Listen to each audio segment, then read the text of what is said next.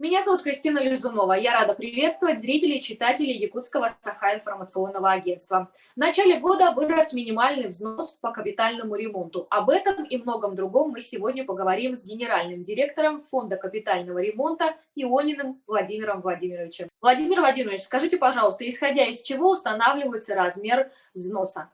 Так, ну, взносы вообще утвердились в 2014 году вместе со стартом федеральной программы капитального ремонта многоквартирных домов.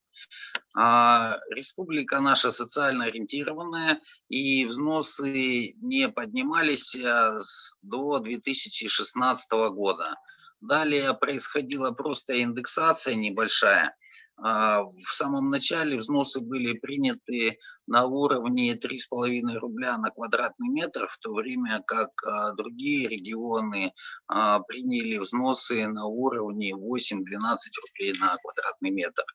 Есть такое понятие, да, составление экономически обоснованного расчета. Обусловлено это тем, что субъекты Российской Федерации для достижения финансовой устойчивости системы капитального ремонта обязаны стремиться, чтобы утвержденный размер взноса на капитальный ремонт был равен экономически обоснованному размеру. Сейчас экономически обоснованный размер минимального взноса составляет от 32,5 рублей до 46 рублей за квадратный метр. Это обусловлено нашим географическим местоположением с огромными территориями и доставкой строительных материалов на места. Поэтому правительством было принято решение о поднятии минимального взноса ежегодно по 2021 год включительно, 2021 год включительно. Хочу привести пример.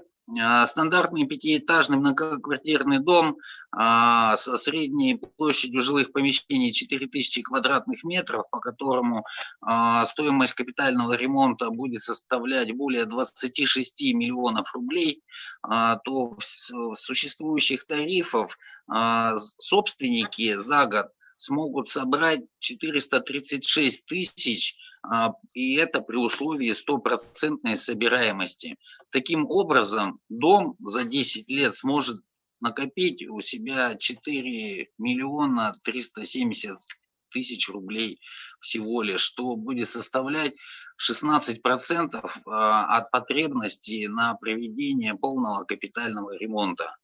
Таким образом, вот эту разницу нехватки средств, недостающие средства компенсируются из государственного бюджета Республики Саха-Якутия и добавляются заимствованными средства Фонда капитального ремонта.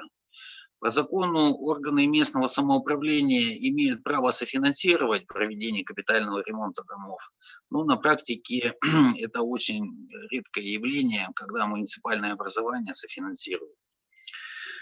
Так, в Якутии для улучшения финансовой устойчивости системы капитального ремонта в 2019 году было принято решение о поэтапном увеличении минимального взноса на 15% ежегодно до 2021 года. Скажите, пожалуйста, в этом году какие дома подлежат капитальному ремонту? На текущий момент формируется краткосрочный план капитального ремонта с учетом остатков предыдущих периодов. При этом капитальный ремонт будет проведен по домам, имеющим в наличии решение собственников или органов местного самоуправления о проведении капитального ремонта и положительного заключения регионального центра по ценообразованию в строительстве при прохождении проектно-сметной документации. Саму информацию можно будет прочитать у нас на официальном сайте и в других средствах массовой информации. Согласно региональной программы, по планам 2021 года мы должны отремонтировать 442 многоквартирных дома. Это без учета неотремонтированных домов, оставшихся с прошлых периодов. Ну, их мы тоже подтягиваем. Сейчас занимаемся устранением причин, мешающих осуществить планы, правительство разрабатывает новую систему предельных стоимостей, после чего мы сможем еще больше объявить домов, ну, конкурсов для проведения капитального ремонта. Вы сказали, что дома с прошлого периода остались. Я так понимаю, это с 2020 года пандемия так помешала этому осуществить планы? Ну, за 2020 год мы практически на 50% увеличили исполнение краткосрочного плана. В 2019 году мы отремонтировали 123 дома по 250 конструктивных элементов на общую сумму 378 миллионов рублей. В 2020 году мы увеличили свое присутствие, отремонтировали 200 домов, 352 конструктивных элемента на общую сумму 807 миллионов рублей. Процент прогнозного исполнения по итогам 2020 года составляет 20%. Нам есть еще куда стремиться, есть еще что ремонтировать. В текущем 2021 году планы составляют 442 многоквартирных дома к ремонту. И плюс мы будем ремонтировать дома, которые перешли с предыдущих периодов ранее не отремонтированы. Владимир Владимирович, людей интересует, что вообще входит в капитальный ремонт? Какие услуги? Перечень этот исчерпывающий. Мы ремонтируем подвалы, этажи общего пользования, мы ремонтируем фундаменты, фасады, кровли, всю инженерную систему, это теплоснабжение, газоснабжение, горячее, холодное водоснабжение, водоотведение, и мы ремонтируем полностью лифты, шахты, лифтовое оборудование. А вот скажите, пожалуйста, если, например, в этом году определенный дом не входит в программу региональную, то могут ли люди как-то подать заранее заявку, не входящую в региональную программу? Механизм перехода из дальних годов в ближние, он существует, он предусмотрен законодательством. Граждане должны на общем собрании принять решение об увеличении размера минимального взноса для компенсации разницы на ту сметную стоимость конструктивного элемента, который они хотят отремонтировать. Есть еще вариант софинансирования, например, из местного бюджета. Это тоже имеет место быть. Ну и последний вопрос. Что происходит с людьми, которые не платят взносы? Большинство граждан сознательные, оплачивают взносы, молодцы. Уже программа существует 7 лет, утверждена она на 30 лет. Потихоньку люди начинают видеть работу фонда капитального ремонта.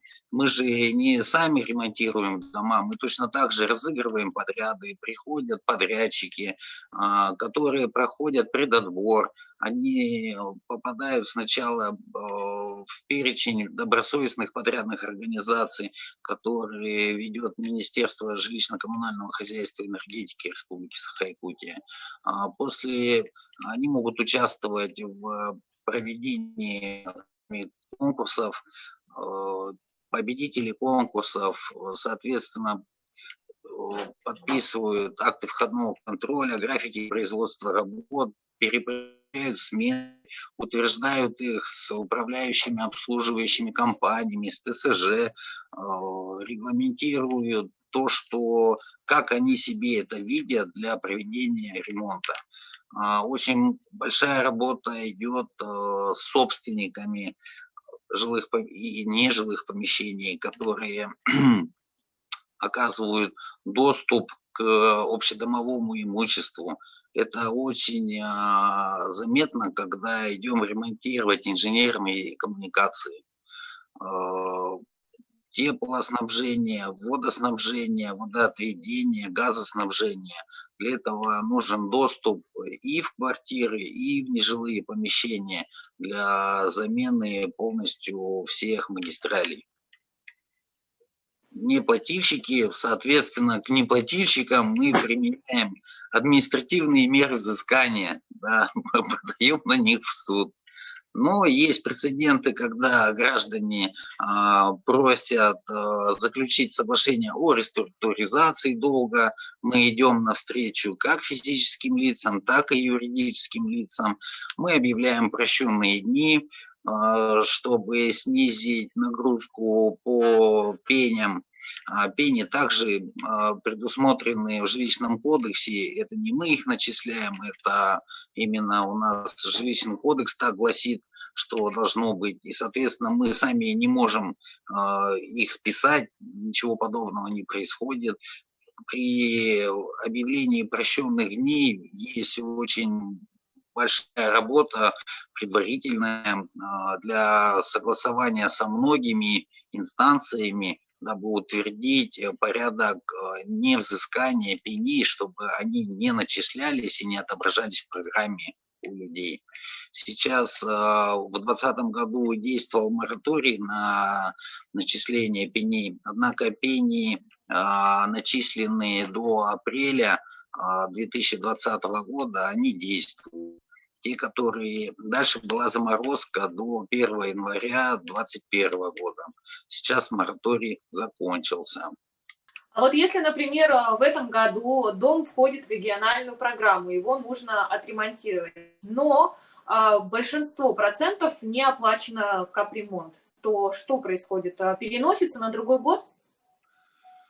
Нет, дом мы все-таки ремонтируем, однако начинаем отрабатывать с юридической точки зрения и применять административные меры по взысканию задолженности с недобросовестных плательщиков. От этого добросовестные не должны страдать. Если стоит в программе ремонта, мы идем и ремонтируем. Да. Спасибо вам большое, Владимир Владимирович. Думаю, очень полезная информация для наших жителей города Якутска и вообще Якутии. Я думаю, что после этого у нас больше все-таки желания будет вовремя взносить, платить взносы. Ну, мы прежде всего работаем для людей. И те дома, которые мы уже отремонтировали, ну, скажем так, граждане почувствовали разницу. Стало теплее, светлее, надежнее, пожаробезопаснее, ну и комфортнее. От этого недвижимость вырастает в цене. Сейчас банки, предоставляя ипотечные кредиты, также стали мониторить, стоит дом в программе капитального ремонта, не стоит, когда стоит, по каким конструктивным элементам. От этого зависит степень страховки, которую банки предъявляют желающим вступить в ипотеку и так далее. Мы работаем для людей. Спасибо. Спасибо вам большое еще раз.